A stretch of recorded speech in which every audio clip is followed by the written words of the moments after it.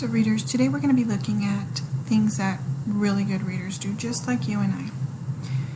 And when I think about my own reading, I think about the things that I love and enjoy about a good book. And some of those things include me just falling in love and really getting to know the characters. And sometimes I think about what their life is outside of the book, like what they do on an evening, what do they do on weekends, things that I don't get to read about. So I ask myself questions about, I wonder where they live, I wonder what their family does, things like that. And that's exactly what good readers do. They ask themselves questions, and it can be questions about anything in the text. So let's delve deeper. So let me show you what I mean.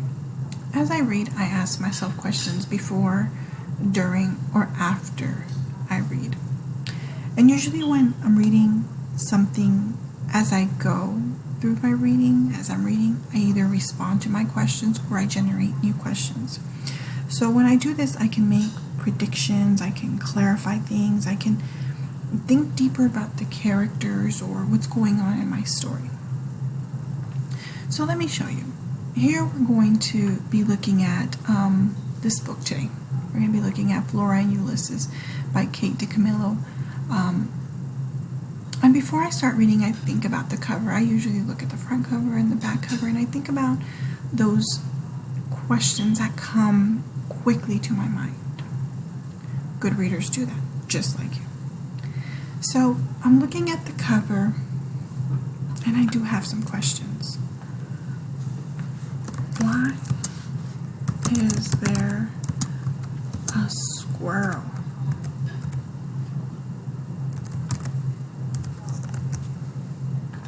In case you hadn't seen it, it's right there. It's flying in there. And I look at the cover and I ask questions like, I wonder where this is going to be at. What does she have in her hand?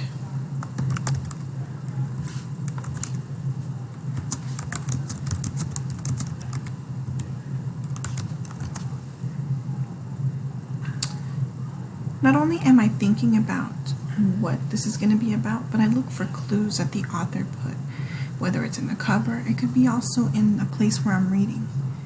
But good readers ask themselves questions. So as I read, I'm going to see if I can answer those questions, or I can generate questions, new questions, make new predictions. Let's give it a try. So now, readers, I want us to try this together. I want to see what comes to mind. So this is the second page of the book we're going to be reading today. And I want us to take some time and look at what we see in the picture.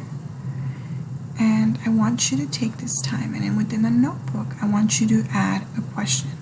If you don't have access to it on the notebook, I want you to use your Post-its or your notebook or your note card, and I want you to ask 2 questions just by looking. I can already come up with several questions. Who are these people? What is their relationship? I'm going to give you 2 minutes to annotate some questions. Look at the pictures. You can zoom in, look carefully. There's some text in there. You might want to read that, because that's what good readers do. You pick out all those clues that the author gave you, and you generate questions. It could be things that you might be thinking will happen. It could be just you looking deeper into these characters or to what's going on or what's happening and what you see. So I'm going to give you 2 minutes, readers. I want you to think about what you see, and I want you to generate 2 questions. You can post them in the chat. You can post them onto our notebook, or you can put them on a Post-it, and I want you to show me. Give it a try. All right, readers. I love to see those questions.